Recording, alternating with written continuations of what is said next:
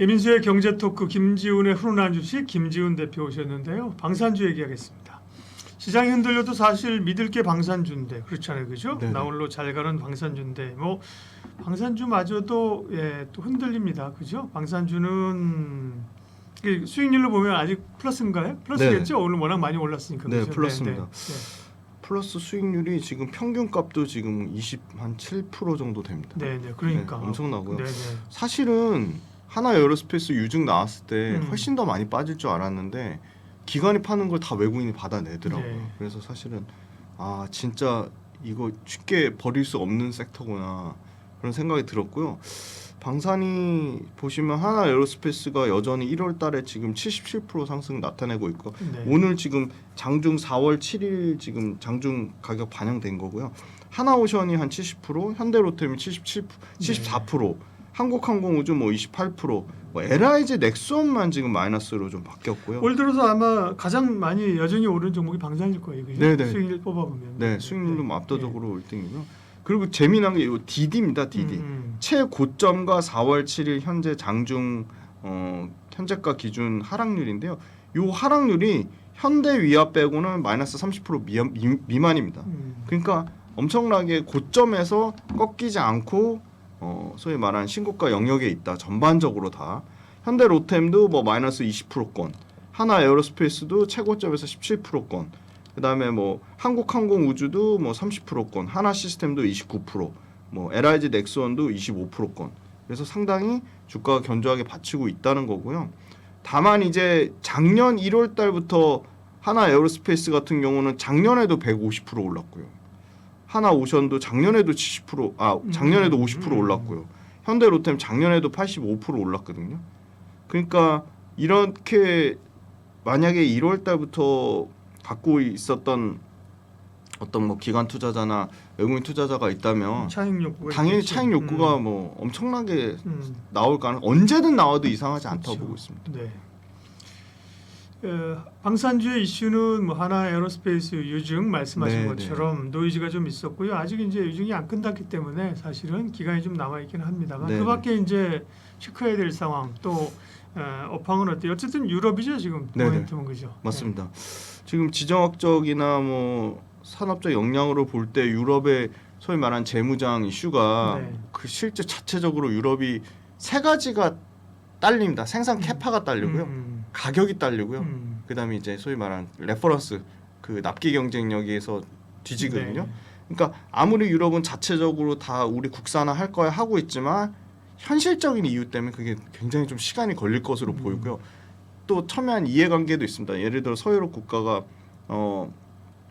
동유럽 너네도 한국 K방산 주지 말고 우리 거 뭐 독일 거 써, 프랑스 거 써 하지만 실질적인 동유럽 방산업체 입장에서는 가격 측면에서 예를 들어 뭐 독일의 라인메탈과 K9 자주포 같은 경우 가격 차이가 60% 이상 차이 납니다. 그런데 실제 납기 자체도 거의 뭐 2배 이상 차이가 납니다. 네. 그래서 그 아주 재미난 일화가 폴란드 대통령이 나토가 가지고 왜 한국 무기를 선택했냐 했더니 이렇게 빠르게 납기를 맞춰주면서 이렇게 엄청난 가성비가 좋으면서 이렇게 모든 걸 다 만족시키는데 현지 생산까지 와서 해주겠다. 네. 폴란드 와서 현지 생산까지 해주겠다.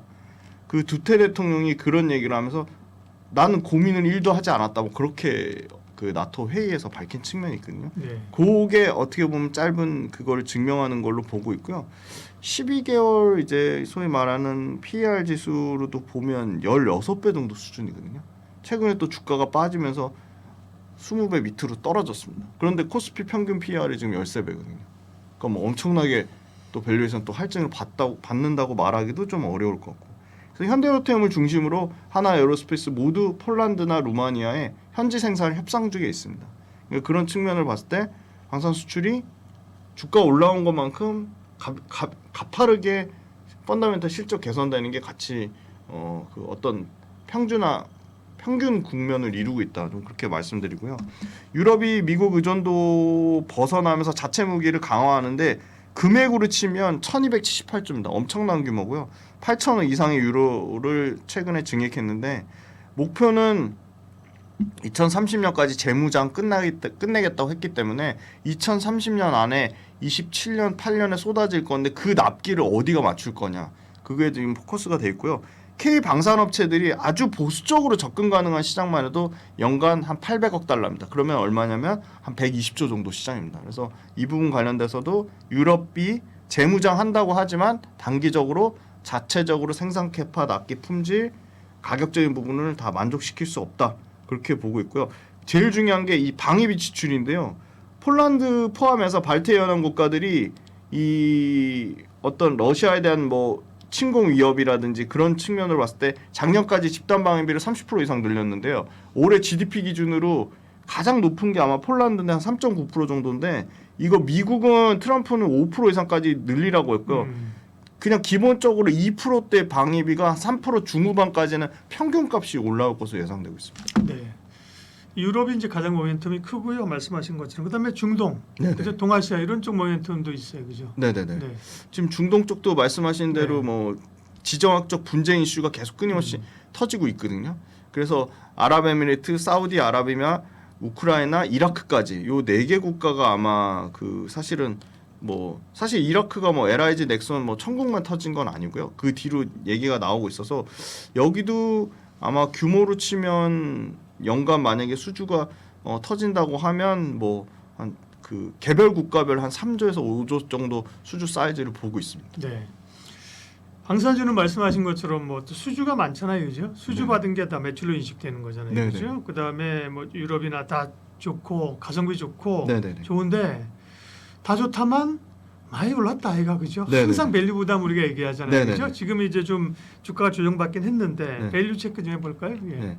밸류에이션이 싸지 않습니다. 싸지 네. 않고요. 지금 하나 에어로스페이스가 지금 주가 빠졌는데도 20배가 넘고요.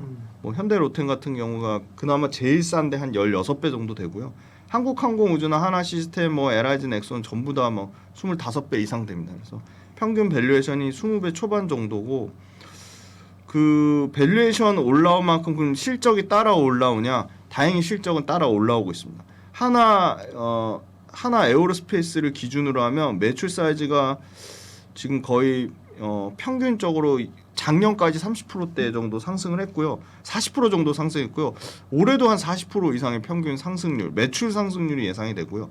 영업이익 같은 경우는 뭐 이제 1조 후반에서 내년에 당장 올해 말에 한 2조 중후반까지 보고 있으니까 그래서 사실은 3년 동안 영업 활동 현금 흐름으로 나오는 것만 6조 이상이 되는데 왜 3조 6천억을 유상증자했냐고 해서 그게 여러 가지 논란이 있었던 거거든요. 그래서 하나 에어로스페이스 기준으로 보면 연간 영업 현금 흐름이 영업이익으로 나는 현금 흐름이 2조 5천억 정도 사이즈까지 커질 것으로 보고 현대 로템도 지금 뭐 3배씩 뜨고 있습니다. 작년에 아마 2,300억대 영업이익에서 올해 6,500억 사이즈까지 커지니까 그래서 현대 로템은 사실 주가 오른 거보다 그 실적 상승폭이 더 커서 밸류에이션이 낮아지는 측면이 있거든요. 그럼 또 다른 업체들 보면 뭐 하나 시스템 같은 경우도 영업이익이 2,300억 정도 사이즈인데 마진이 사실은 현대 로템이나 하나 에어로스페이스 같은 게 이제 2자리 가까이 나오거든요. 그래서 하나 에어로스페이스도 밝힌 게 13에서 15% 정도 마진 유지하겠다고 했는데 폴란드는 단납기라서 굉장히 고마진이었거든요.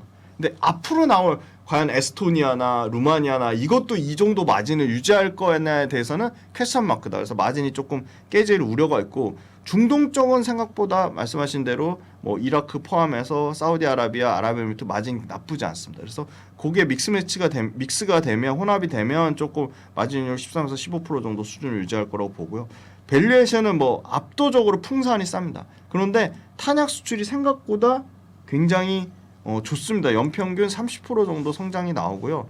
요것도 사실은 뭐 하나 에어로스페이스 또는 현대 로템이나 어떻게 보면 그 1+1 개념으로 확장성을 가지고 있기 때문에 풍산 쪽도 밸류에이션 부담을 안 본다고 하면 풍산을 보는 게 좀 좋을 것 같고 실적에 대한 개선폭을 보면 올해는 아마 현대 로템이 좀 가장 크다 그렇게 말씀드리겠습니다. 네, 그러면 이제 방산주는 올해 제일 강했고 작년에도 강했고 조정이 좀 왔어요. 대체적으로 조정이 왔는데 조정은 그럼 기회입니까? 아니면 밸류에 대한 부담 때문에 뭐 중립 혹은 차익 실현 쪽입니까? 대체적인 전략은? 조정은 기회가 될 수 있지 않을까 보고 있습니다. 그리고 좋아요. 네. 그런 답을 하셨으니까 네. 그러면 이제 종목인데 그죠? 네. 하나에어로스페이스가 뭐 대장주로서 가고 있고 그 다음에 이제 로템이 최근에 붙었고요. 네, 뭐 한화 시스템, 하나그룹주들 네네. 갔었잖아요. 네. LIG 넥슨은 그러고 보면 조금 쳐졌었는데 그러면 관심주는요? 네. 그 하나 에어로스페이스가 음. 지금 유증 가격이 60만 5천 원이거든요. 네. 그러니까 그 정도 가격대까지 만약에 내려온다. 만약에 그 60만 원이 깨진다. 그러면 사실은 60만 원이 깨지기도 전에 그날 유증 발표난 급락 나온 날 외국인 한 800억 정도 매수가 들어왔거든요.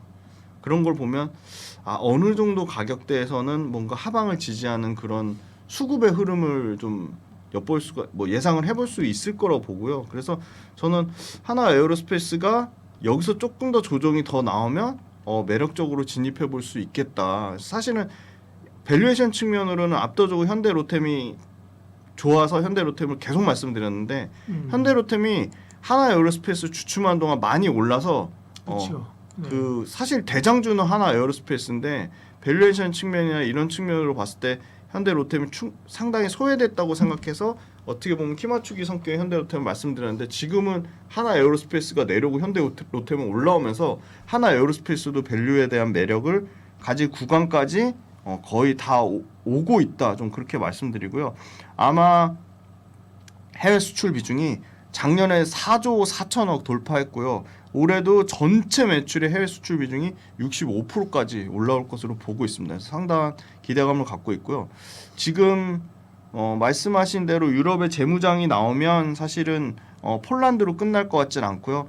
당장 이제 시급하게 나온 게 루마니아 얘기가 지금 있고요. 에스토니아가 있습니다. 그래서 이쪽 동유럽, 북유럽 쪽에 상당한 기대감을 갖고 있고 최근에 나오는 거는 이스라엘, 하마스, 헤즈볼라, 후티 반군까지 이쪽에 대한 중동에 대한 지정학적 그 부분 때문에 여기서도 수주에 대한 모멘텀이 좀 나오지 않을까 그런 기대감을 갖고 있고요. 유럽과 중동 시장에 이 소위 말한 유상증자한 걸로 선제적인 투자를 했기 때문에 장기적으로는 연매출 70조 사이즈까지 예상을 하고 있거든요.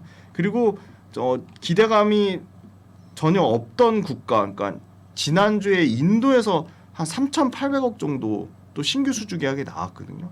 그러니까 인도 터지니까 이제 추가적으로 베트남 얘기 나오고 있고 호주의 K9 현지 생산 수출 물량 증가 얘기 나오고 있고 동유럽에서는 계속 지금 자주포 관련돼서 독일산 대비해서는 60% 이상 저렴한데 사실 그 납기는 훨씬 6개월에서 많게는 1년 가까이 납기가 빠르다고 보고 있고 이라크가 지금 지난주에 창원 공장 와가지고 생산 테스트 현장 돌아봤거든요. 그래서 이라크도 K9 자주포 추가 도입에 대한 기대감이 갖고 있기 때문에 아까 영업이익에 대한 성장률로 치면 현대로템이 가장 컸지만 매출에 대한 성장률로 보면 하나 에어로스페이스가 현대로템이랑 거의 비등비등한 수준이다. 그래서 아마 이 K9 자주포가 글로벌로 조금 더 다양화되는 원년이라고 보고 있기 때문에 하나 에어로스페이스가 그 유증가격 60만 5천 원 정도 그 가격대를 좀 생각해 보시고 접근해봐도 좋지 않을까 그렇게 보고 있습니다. 네, 역시 방산주 가운데서는 하나 에어로스페이스 말씀하셨는데, 근데 유증 가격 말씀하셨고 또 이제 유증 물량이 상장되고 이런 거를 좀 소화하는 기간은 좀 필요한 거 아니에요? 네, 필요하다고 보고 있습니다. 네, 네. 그러면 대체적으로 이제 하나 에어로스페이스는 그 유증 기관들 가격 전략을 어떻게 잡으면 돼요? 지금 그 수급에 좀 바뀐 현상이 생길 수도 있을 것 같거든요. 왜냐하면 기관이 파는 물량을 외국인이 계속 받고 있기 때문에 지금 하나 에어로스페이스 같은 경우가 지금 장중 가격이 지금 한 64만 원이에요. 64만 원 정도 빠지고 있거든요. 요게 재미난 게 제가 최근에 목표가를 낮춘 그 증권사들의 에포트들의 평균 가격을 봤습니다. 예. 거기 한 73만 원 정도 수준입니다. 그러면 목표가 평균 가격이 73만 원이고요.